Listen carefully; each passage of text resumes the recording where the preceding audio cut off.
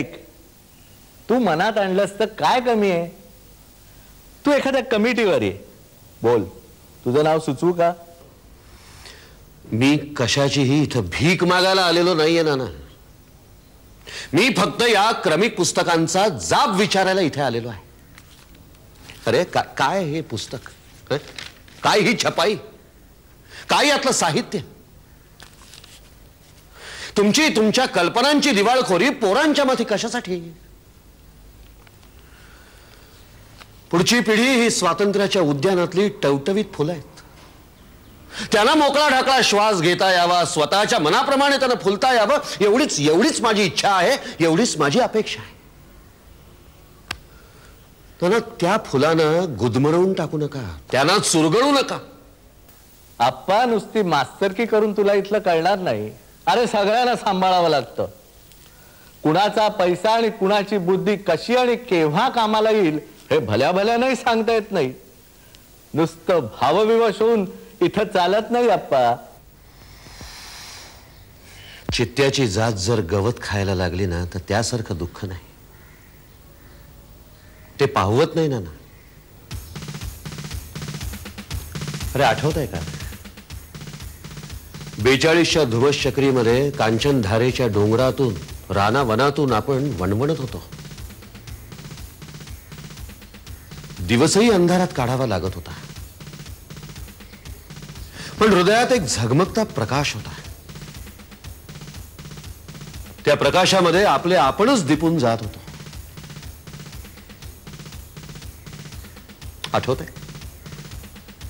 आठवतंय का गोऱ्या सोजीरानी आपली डोकी दगडाच्या भिंतीवर आपटली, रक्ताचे ओघळ वाहिले, पण तरीही आपल्या तोंडून आपल्या सहकाऱ्यांची नावं बाहेर नाही पडली ना. कुठे गेलं ते तेज? सिंहानी आपली आयाळ कापून टाकली, दात पाडून घेतले.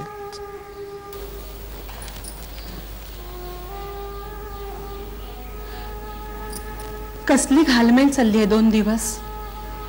परवा नानासाहेबांकडे जाऊन आला तेव्हापासून पाहते. नमे तेच चुकलं. त्यांना मी भेटायला गेलो ना तेच चुकलं नमे.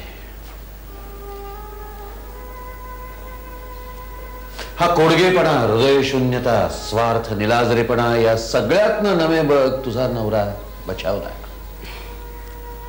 मला नाही तसं वाटत. तुमचं चुकतंय. तुम्ही स्वतःपुरतं बघता पण मुलाचा नाही विचार करीत. अहो, लोकांच्या मुलांच्या शिक्षणाची उठाठेव करता पण तुमचा मुलगा नापास होतोय. डोळे बिघडलेत त्याचे, फळ्यावरचं नीट दिसत नाही म्हणतो तो. तुमचं लक्ष कुठे आहे?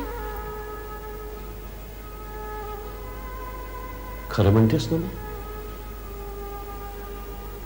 अगं मग आतापर्यंत का नाही बोललेस? त्यात मी काय सांगायचं? तुमच्या शाळेत येतो तो, तुमच्या समोर बसतो, पण तुमची दृष्टी बाहेरच्या जगाकडे. मुळातच तुमचं सारं चुकलंय. तुमच्या बरोबरचे लोक, तुमचे मित्र बघा कुठे कुठे गेलेत ते. त्यांच्यापेक्षा तुमचा त्याग कमी का होता? पण ते शहाणे, त्यांना स्वतःचा स्वार्थ साधता आला. त्यांच्या बायकांच्या पदरात हिऱ्या मोत्यांचे दागिने, रेशमी साड्या आणि माझ्या अंगावर आयुष्यभर बायकोला मुलाला भाजत आलात तुम्ही. आता बोललीस ते शहाण्यासारखं बोललीस का? काय विचारतोय मी? नवे मला एखादं पद बीद मिळालं असतं का नाही ही गोष्ट निराळी. पण आता तू जे काही बोललीस ते उपभोगायची तुझी लायकी आहे का? सांग, आहे? हे सगळं मिळवण्यासाठी अगं तू काय केलंयस? तुम्ही आणि मी 2 का आहोत?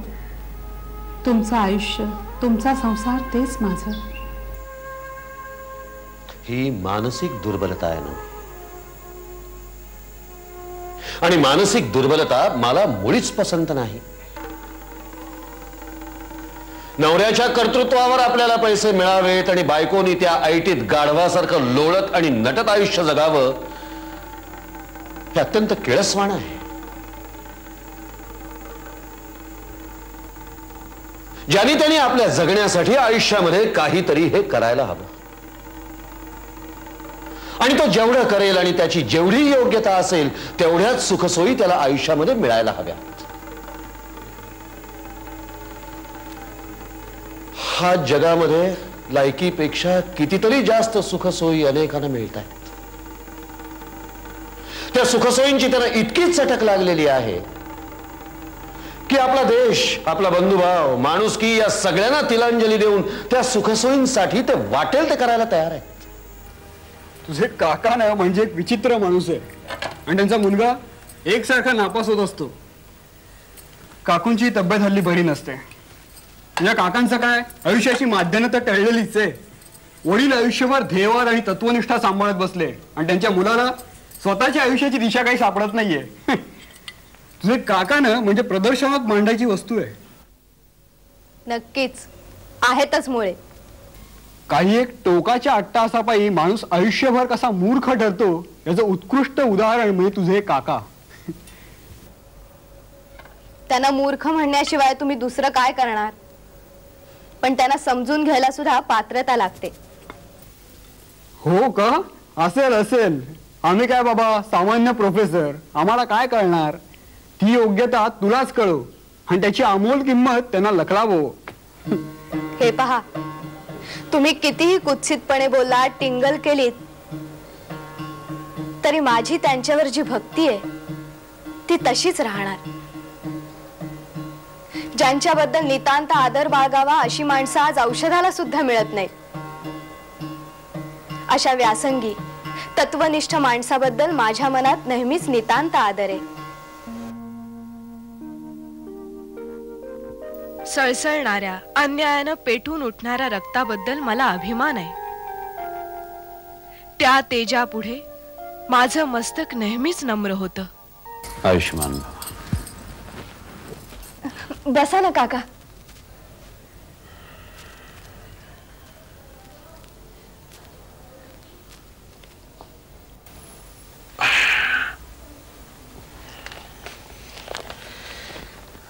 होती तशीच आहेस पोरे,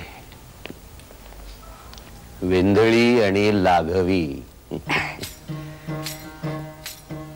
काका, असे एकाएकी आलात ना त्यामुळे गडबडून गेले मी. तुम्ही आलात ते बरं झालं काका. देव भेटल्याचा आनंद झाला मला. देव नावाची वस्तू आहे याच्यावर तुझा विश्वास आहे? पण तुम्ही आलात ते बरं झालं काका. खूप बरं वाटलं.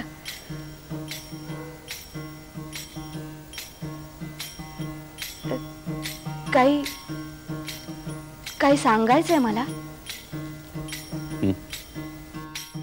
काही सांगायचंय मला काका. म्हणजे माझ्याकडून काही. हो, एक काम होतं. मग सांगा ना, मी करीन ते. तुझा नवरा प्रोफेसर आहे ना? हो का?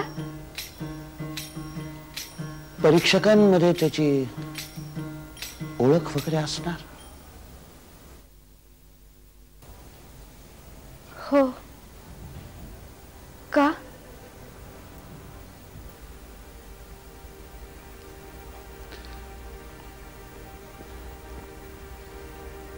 बंडूला पास करायचंय.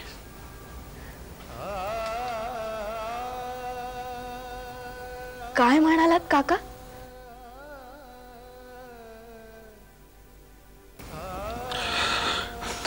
तरी बंडूला पास करायलाच हवा. अगं, डिप्लोमाचं शेवटचं वर्ष आहे, सारखा सारखा नापास होतोय. पास नाही झाला, पोराच्या पोटाचा प्रश्न कसा सुटणार? उपाशी मरायची पाळी येणार त्याच्यावर. त्याला पास करायला हवा. पण काका अहो, मला माहितीये पोरी, मला माहितीये तुला काय म्हणायचंय. काय करणार ग, माया वेडी असते. माया वेडी असते, माया कोडगी असते.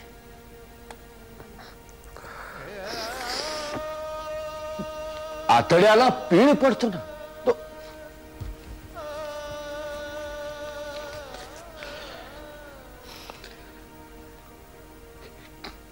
हे देऊन काही उपयोग होतो का बघ.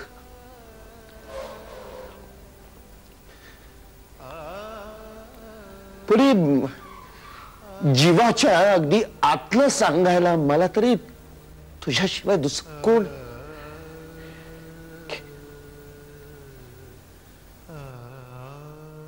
देव नावाची वस्तू आहे का असं काका म्हणाले तेव्हा मी गप्प बसले. कारण देवानेच हा प्रश्न विचारला होता म्हणून मी गोंधळून गेले होते. माझी देवावर नितांत श्रद्धा आहे,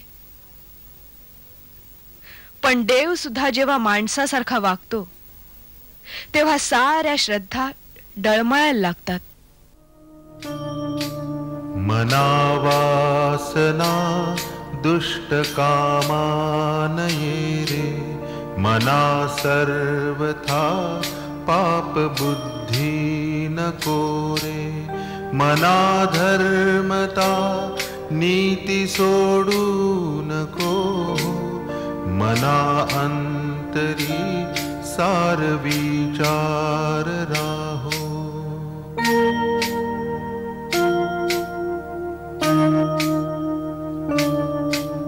मना पाप संकल्प सोडून द्यावा, मना सत्य संकल्प जीवी धरावा. मना कल्पना ते नको विषयाची, विकारे घडे हो जनी सर्वचीची.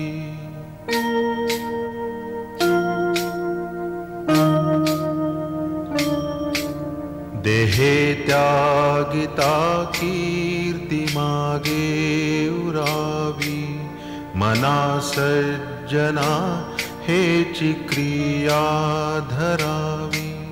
मना चंदनाचे परित्वा झिजावे, परिअंतरी सज्जनानी ववावे.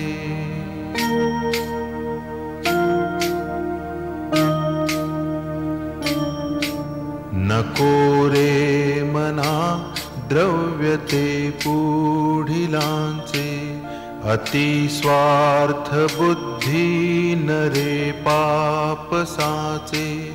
घडे भोगणे पाप ते कर्म खोटे, न होता मना सारखे दुःख मोठे. न होता मना सारिखे दुःख मोठे, न होता मना सारिखे दुःख मोठे.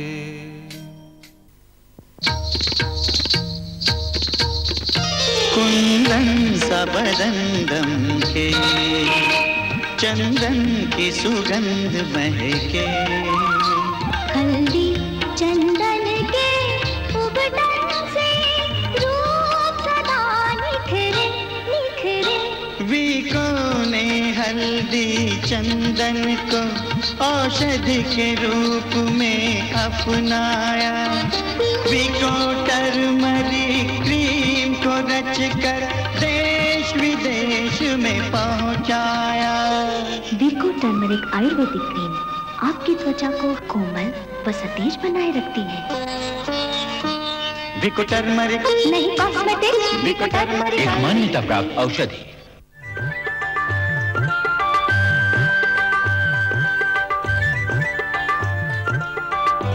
या कार्यक्रमाचे प्रायोजक विको लॅबोरेटरीज.